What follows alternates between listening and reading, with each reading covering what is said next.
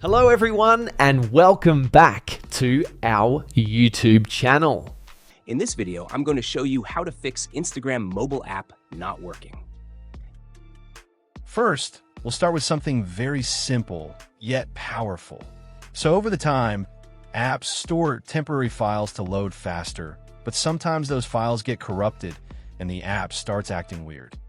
To resolve this issue, we will first head over to our device settings.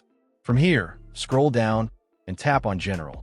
Once you're in the General Settings tab, look for iPhone Storage option and tap on it. Over here, you can either search for the app or you can scroll down and look for it. Then tap on the app.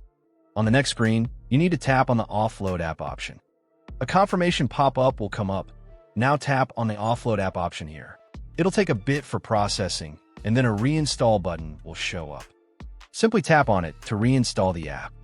This should resolve the issue, but if it doesn't, then you need to check if the app is running an older version. Head over to App Store. From here, double tap on this search icon in the bottom right corner, and then search for the app.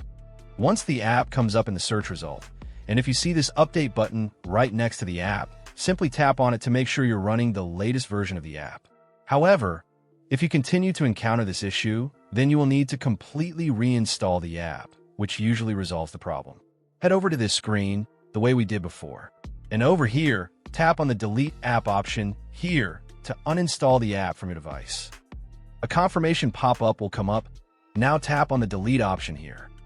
Once uninstalled, open up App Store and search for the app in the search bar.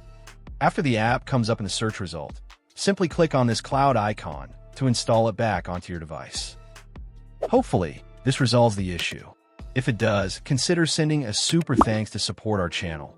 And also don't forget to hit the subscribe button. We'll see you in the next video.